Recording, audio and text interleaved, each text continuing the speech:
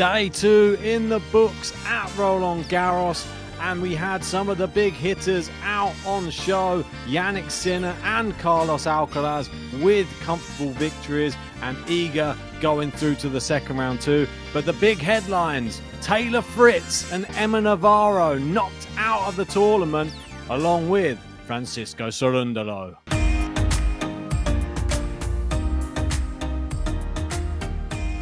That's right, and before we go anywhere, give us a like on the video, subscribe if you are new, and stick with us for the whole of Roland Garros.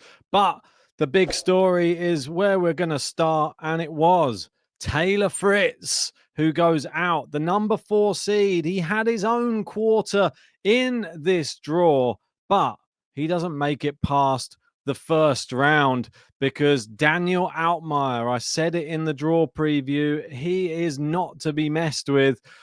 He's knocked out Jannik Sinner before in the early rounds, and I thought he'd be a danger, and he was to Taylor Fritz. He absolutely, well, beat him fair and square. Taylor Fritz showed some resistance in the second set, but it just didn't seem to be his day, and Daniel Altmaier seems to be able to raise his level when it comes to the big Grand Slam tournament at Roland Garros. He's definitely a clay court player, and he just likes playing in front of the big crowds, I think.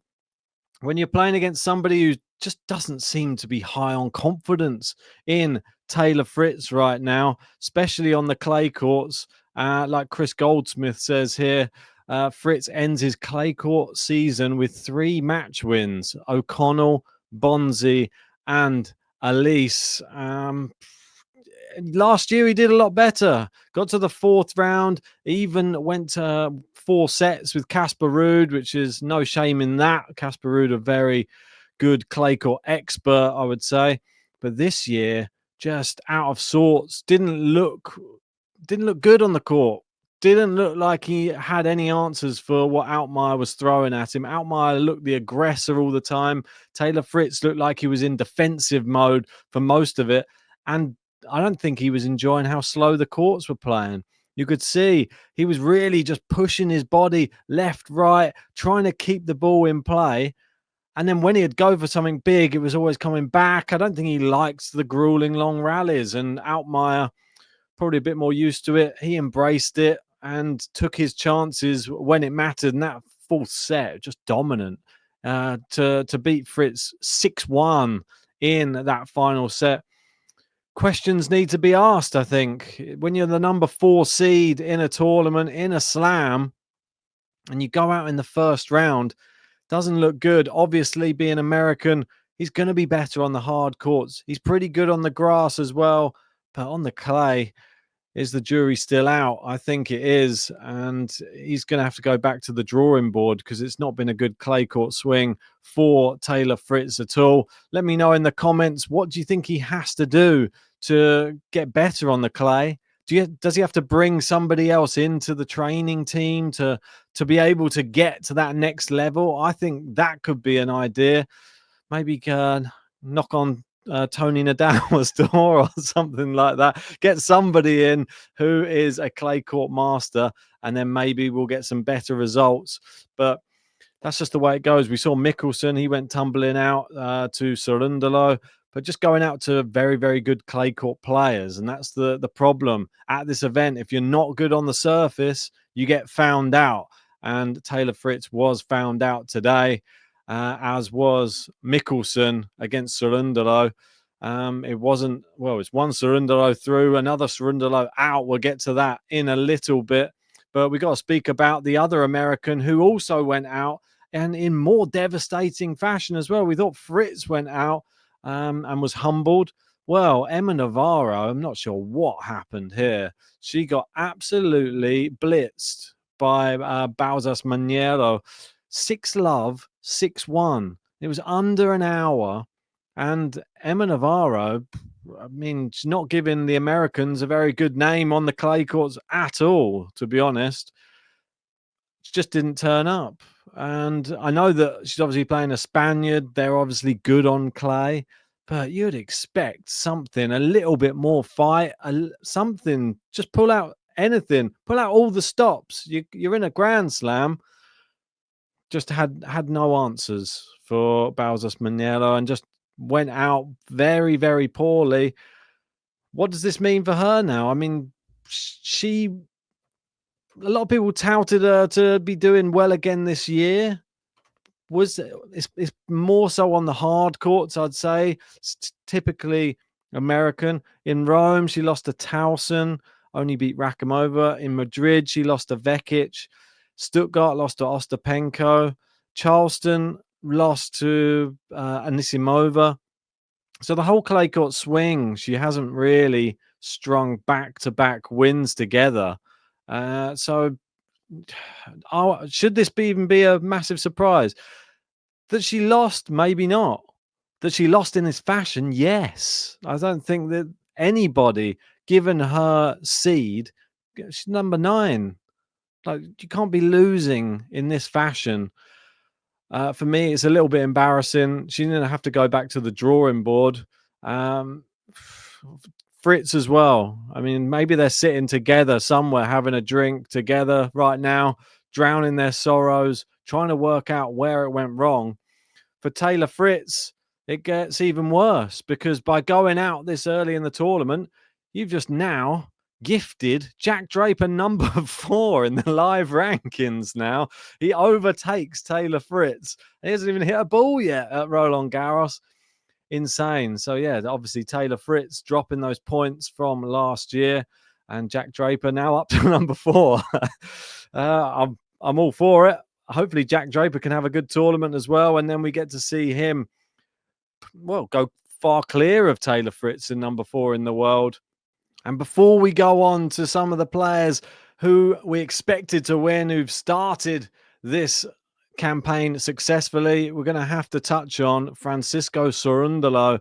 For me, it's a massive name that's now left the Roland Garros draw.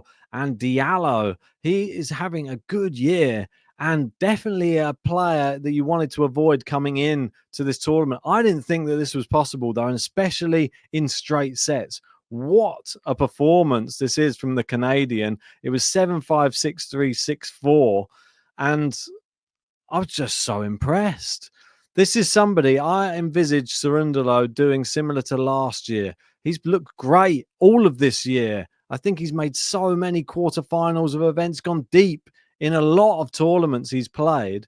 But this one, he didn't really seem to be at the races. I'm not sure what happened. He was a little bit stuck in the mud, didn't seem to have the same foot speed around the court. But it takes nothing away from Diallo, who was exceptional and definitely someone to watch out for, definitely someone to avoid. But this is brilliant from him. But Cerundolo is going to be so disappointed. This terrible for my bracket. I thought he was going to go pretty deep in this tournament, Francisco Cerundolo, considering his results of late. But one person it does help, Novak Djokovic, because he's in his part of the draw, and he had a massive match against him last year. Won't have to play him this year. Well, Djokovic will be rubbing his hands together.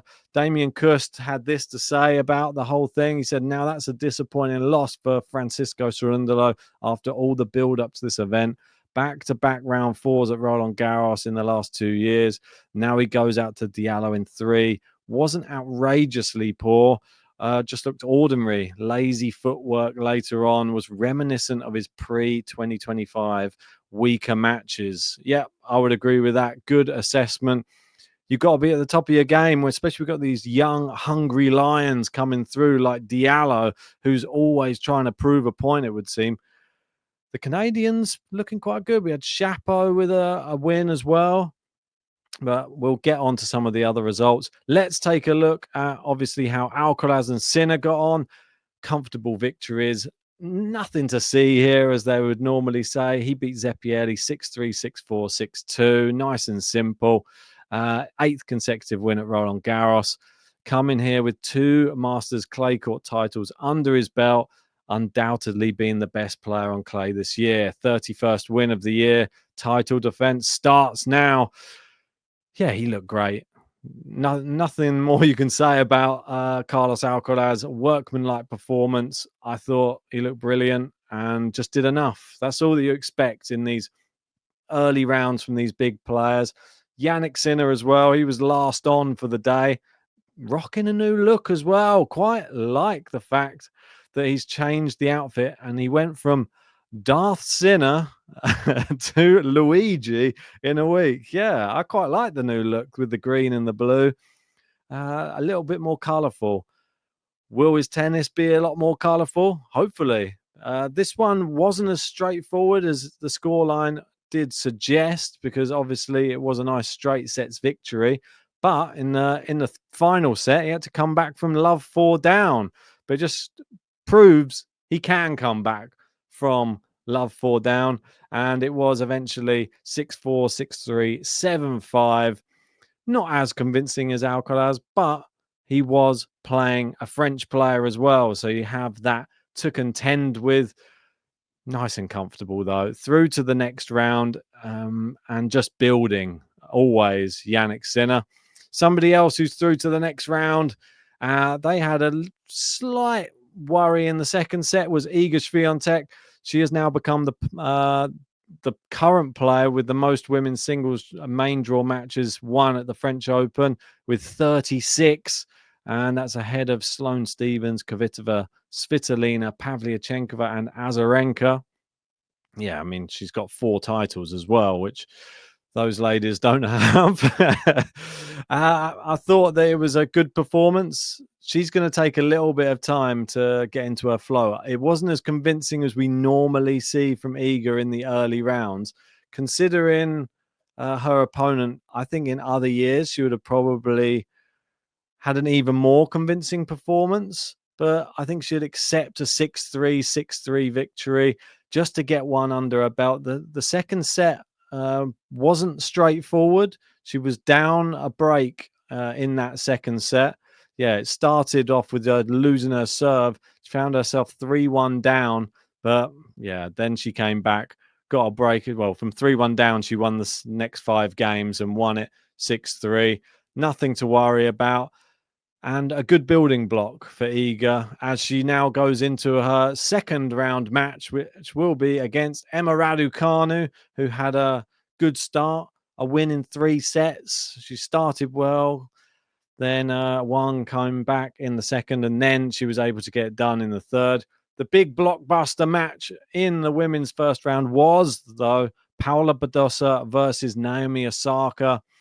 And all of the excitement that this match drew in, it was Naomi Osaka, unfortunately, was not on the winning side. It was Paula Badosa, and she was looking to the court and looking to the ground and looking at Rafael Nadal's footprint. And that was one of the reasons that she was able to push through in this one. I thought she was going to win the first set, to be honest, but credit to Naomi Osaka. She dug in deep and came back in the first set and took it on a tiebreak. But then, well, breadsticked in the second, and then quite a competitive third set. But it was Paula who got the job done. Fitting, maybe, that we got the Spaniard winning after Rafael Nadal's farewell ceremony. I thought she was the better player all in all. I thought she could have won it potentially in straight sets. Naomi Osaka looked pretty devastated in the post-match press conference as well. Never nice to see somebody in tears. Obviously still means a lot to her, but she's still never been that great at Roland Garros. Never really done too much there. Even one year boycotting the press conferences and interviews, but at least she was doing them. She didn't have too much good to say about herself, which a bit self-deprecating. But hopefully we get to see her back and playing well on a hard court soon, because we know she's still very dangerous there. Let's just take a quick look at some of the other results. We'll have to fly through some of these and just have a look. We did have a few 5-setters on day 2, though. Hugo Gaston in the Battle of French against Blanchet got through in that 5th set 6-4. So well done to him. Very tough fought match. Gaston normally turns up, though. Not as long as some of the other 5-setters. That one under 3 hours. Kecmanovic came back from 2 sets down against Sebastian Baez to win in 5. That was a really, really hard-fought victory. Well done to him. That was just under 4 hours long. We had Tabilo going through against Arthur Cazot. Very good to be able to do that against a Frenchman in France. And any other 5-setters? No, I think that was all of them for the day. Some other people to note, I think Holger Rune did well to battle past Batista Agut. Obviously lost the first set, but then won in 4. Looking down, Sebastian Offner, nice start. He won in 4 against Struff. Gasquet, he went through impressively, and that was in 4 sets. Very, very good result for him. And I believe he has Jannik Sinner in his next match. So that will be an entertaining one.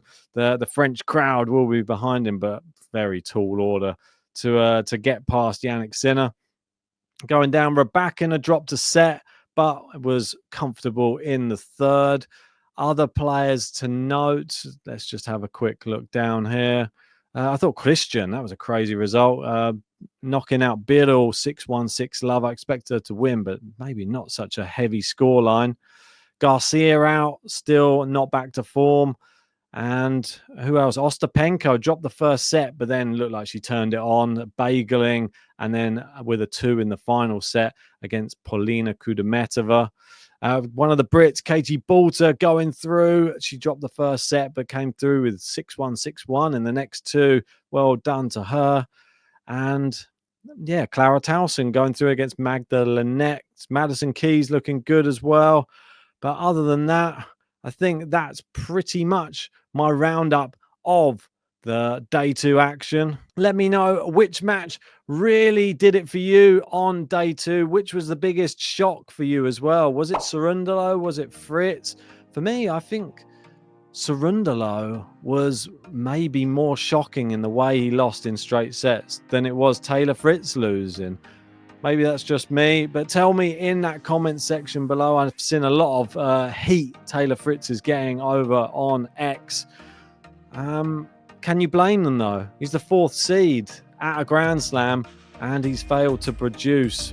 Will he be able to pull it back round come the grass court swing? I'm sure he'll be a lot more comfortable on that surface.